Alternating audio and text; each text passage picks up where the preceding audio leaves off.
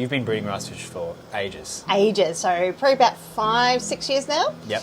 Most of my rice fish I breed outdoors and work with the seasons. Yep. But I've got some in here which we can go through today.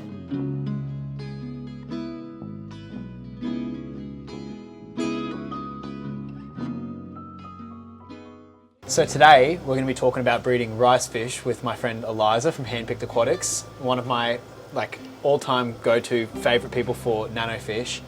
And I thought I could make a video at my fish room talking about rice fish, but I thought we'd come to the expert. And you've been breeding rice fish for ages. Ages, so probably about 5-6 years now. Yep. Most of my rice fish I breed outdoors and work with the seasons. Yep. But I've got some in here which we can go through today. So yeah, so it's currently winter, and I mean, rice fish can do well outside during winter. Absolutely, great in winter, great in summer. Where I am, we regularly get zeros and they're perfectly fine and they're doing well. And then in summer, they're fine, really quite warm, probably warmer than most people say as well. But yeah, a pond with lots of plants and some sunshine, they'll do well. Yeah, so they're typically a pond fish, but you can breed them inside. And yeah, there's all different colours of the rainbow when it comes to rice fish. Yeah. So I mean, we've got black ones, tiger ones, platinums, blues. Yeah, red and whites, oranges. Yeah, some greys with some, there's some really lovely colours out there. And they're definitely an underrated fish. So I would consider them to be one of the best beginner fish. Yes, 100%. Way better than anything, actually. I would say, honestly, better than live bearers. Yes. Heaps less problems with disease. I mean, easier to control their populations. Yep. And yeah, they're typically a pond fish. So they can take heaps of temperatures as well, which I think is, makes them more versatile than most other fish. Yeah, so, and they're easy to breed. Easy to breed. These up here, can you explain to me what we've got in here? Yeah, we've got a wild type Medaka, but they're exactly the same and they'll breed the same way as your common Medakas that you would buy and keep outside. These ones here are just a bit more of a particular strain. A collector strain. A collector strain, yeah. Yeah, so I mean, this is something that to us, it's cool. Yeah, geeky. Yeah, but to a beginner, they wouldn't even But they look the same and they breed the same as all the others. Yeah, so these are Aureus, Curve, and Otis. Oh, you're doing better than I am. Yeah. But then these are Aureus, a different Latin name, and then the other one's Latipus, or... Yes, yeah, they're all slightly different, but... very similar. Very, very similar, and breed the same way. And so up here we've got Daisy Blues. Yes, yep. So these are the Daisy Blue rice fish, and you can really see how blue they get, and certainly if they're in a tank with more plants, the blue will really start to pop, and then when the males start to display to each other or try and court females, they almost get like a black colour, which is really striking. And these are, and the difference here, so I thought most of your rice fish are from Japan? I believe they are as well, but they're just different again. Southeast Asian, sort of, because these are an Indonesian rice fish, the blue ones. But anyways, they all do the same thing. They all breed exactly the same. And then basically, feeding-wise, what are we feeding? Well, Bug Buffet is a bit of a hit favourite, but any floating pellet. So that's actually why that was really good. So they like to feed from the water's surface. So if you can have some food that suspends on the water surface, even when they're tiny little fry, so if we can have something that can float along the top, that'll be their first place. And they'll eat throughout the water column, but that's the main place they like to eat from. So crash flake or any form of fine powder will work well. Say someone's picked up a group of 5 rice fish. Yep. What are we doing? Well, we'd pop them into an aquarium or a pond, and there are various ways to spawn them, but grow them out a little bit. They do start to have eggs when they're much smaller than we probably think that they're ready. From about 4 or 5 months, they might be ready to have fry. The rice fish will have clusters of eggs that they'll hold, and they like to deposit it onto fine leafy plants or roots, kind of scatters throughout the day, and then also into mops. So, okay, so start off with a tank, 10 gallons minimum kind of, and then sponge filter, any filter, No filter? No filter. So all my ponds, I don't have filters, in my breeding tanks that I keep outside, I don't have filters. I just have some plants through them. And then you've also got a spawning mop in here. I do, yeah, and some plants, but spawning mop, so they'll go throughout the spawning mop throughout the day and deposit the eggs. And yeah, we can then pull the mop and grab some eggs, yeah. We'll do that, yeah. Oh.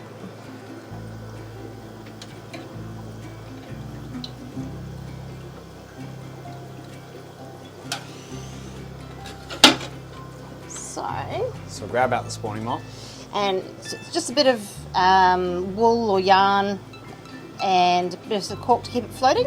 And I mean, you could do this, I can already see the eggs, but you could do this with, you know, plants, whatever. Yeah, it's just absolutely. easy to control this. And yeah, it's up to you how you do it. And certainly if we were to not have a mop, we'd probably have a little bit of fry survival, and certainly if it was really heavily planted or a larger container, we'd probably have heaps of fry survive. Okay. But in a controlled setting, when you're doing the breeding, you tend to, yeah. You want to be in control. You want to be in control of it, yeah. So, if you come in close and have a look at this, Yeah. there's a mountain of eggs in here. There is. There's... Can you see those?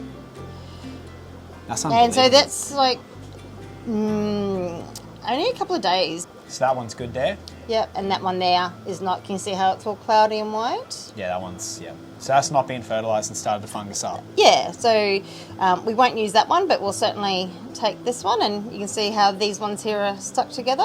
And for an egg, I mean, they're tiny, but they're decently big. They are decently big, and probably more robust than we think. When you grab them, you can certainly feel them within your hands, and they're a little bit sticky. Do you mind if I grab them? Yeah, go for it. So yeah, I mean, yeah, they honestly are quite, they're not soft. No, they're not soft. They're this one here might have been here for a little bit. There's some eyes starting to come through on that one. That one? I don't know if you can Oh, see yeah. that. Yeah, there's tiny little... It's very, yeah, so it's that, can we grab that one? Yeah, sure. So he's already started to develop. Yep. So, you can almost, So small. yeah. So normally what I do is grab the mop and yeah, get a container of water and collect the eggs and let them sit for a couple of days to help let them develop. Like this? Just like this. So this one here I did maybe a few days ago now. And There's so many eggs in here. so many eggs, and I think this fry just down here, I don't know if you can see that, just hatched. It's Ooh, lying. yeah. It must have just hatched. So like most fry, when they hatch, they kind of lay still and absorb their yolk sac. Yeah. So are these all the same type of rice Yes. fish? Yeah. So these are from this tank here. Okay, cool. Yeah. And how many days worth is in here? Because there's probably about 100 eggs. Oh, well, funnily enough, a lot of these were from the sponge filter. So the eggs will fall, some will go in the mop, some will go around the tank, and some land on a sponge filter. And I got some from the sponge filter and some from the spawning mop, but yeah, there's quite a lot in there.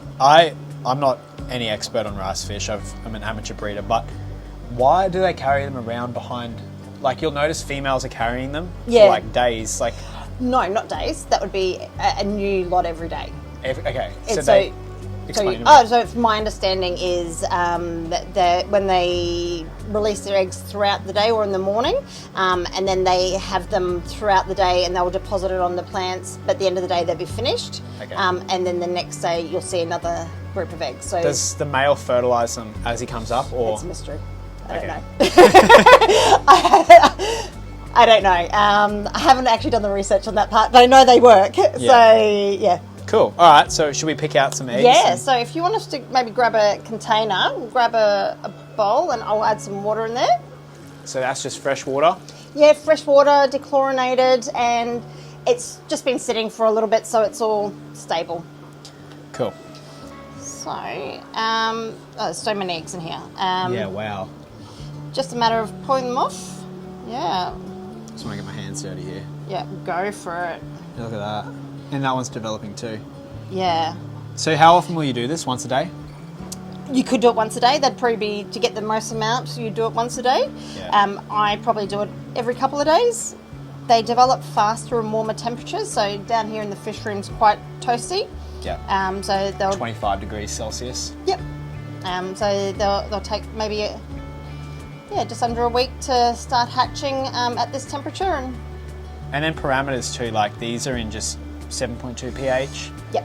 I mean, they could go in any water. Any water. So I've certainly had them in ponds with quite low pH, with lots of tannins, and they've done well and they've continued to breed. Yep. And then I've had them in other ones that have been, lots of rocks, and the same thing. I really haven't worked out. I've not found a time that they've not been happy. Yeah. Right. They certainly should be more popular. Wow. And then so they just go into this bowl. Yep. You'll leave them until they start to hatch like that one. Yeah, so, and I'll actually leave them until they're all hatched, actually. So I won't touch them until, so over the next probably 2 days, we'll start to have the rest of these will hatch out because there's lots of ones that are ready. And then once they start to free swim, and that's when I'll start to feed them. And I guess if you're not getting many eggs, higher protein diet. Yeah, and warmer temperatures. So Yeah. most rice fish like 25 degrees, that warmer temperature, and also depends on how much daylight they have as well. So they do like, even if it's just ambient light, but they do like a fair amount of light. I think the literature will say something like 14 hours a day, so quite a bit. They're probably not getting that amount here, but still seems to come through. The ones that I do outside, I'll do seasonally. So in Brisbane, that's like October, November, through to probably about maybe March for the temperature-wise, and then our daylight starts shortening down. And then outside, so like when they start getting cold, is that them like hibernating? Kind of. They don't breed? They don't breed. Okay. Yeah, you stop getting egg production during that time. Right. I think that might be all of them. Nice. All right, so that one just goes back in here? It just goes back in, yep. And then we've got some fish eggs. Yeah. Look at all these rice fish. That's unreal. Heaps over here too. Oh my goodness. Yeah. So those would breed the exact same way. Exactly the same, yeah. I prefer these, honestly. Me too. I think they're just incredibly beautiful. Yeah, they should be more popular. Absolutely. Cool. All right, so now we're left with a bowl of eggs. Yeah. How many do you reckon we got out of that? Maybe 20. Wow. Do you have any we can show? Yeah, we should have some over here. So these are your rearing tanks? Yeah, so typically I'll get from there, and when they start to hatch, then I'll pop them into the fry trays. I think it's important to say like you don't need this for rice fish. Oh, you absolutely do not need them for rice fish, and it's just my process when I'm downstairs. But upstairs, the ones I do outside, they're just staying in a small container, and I'll just change the water every couple of days. And then as they get bigger, they graduate in the size of their holding container. Yeah. And until they can go into the main pond. Cool. So I mean they go into these trays, but you could just chuck them straight into these little tanks. Absolutely. Yeah, absolutely. And then from there, how do we raise these babies up? Lots of food. Yep. Lots of food and warm water. So what are we feeding them? They do like your bug buffet. They do Shameless plug. Shameless plug, yeah. They do like that. They love brine shrimp. And again, anything that can float on the water surface, which is why the bug buffet is so good for them. Yeah. Because it remains suspended for some time. Yeah, they're all done in tanks without filters, just plants and outside, and I think nice they're and great. Simple. Yeah, they're a great one for people to cut their teeth on. And then, and then, also for like kids to learn how life works, and they're just easy. Yeah, you see the eggs, you see the little thing in the egg. Yeah. And so there is a tank here, up here. There's some up in that top one there, and they've got that bright blue eye. Beautiful. Yeah. And they're in with other fish too, so they're not fussy. They're not fussy at all. That's pretty cool. And then to get them up to sellable size? I think it's probably about 3 or 4 months, depending on what size you're going for. And they can sit in here the whole time as long as it's not overcrowded. Those 20 eggs, you could put them in here. And they'd be fine. They'd be fine. They'll grow out, and then you'll have tons of little baby rice fish. Yeah. Very cool. Is there anything else you think that would be worth mentioning? Just try it. Yeah. They're really lovely, and they go well for every temperature. So, you know, there's no excuses for people not to try it. They're quite personable, you know, they live for a long time as well. I've got some that are now, you know, 5-6 years old, and they'll still come up and greet you and when you give them their food each day. Cool. Oh, well, thank you very much, Eliza. I hope You're someone's learnt something from this. I think that, yeah, it's definitely the best beginner fish. 100%. Yeah, I'd honestly crown them the best beginner fish, but cool. All right. See you guys. Thank you.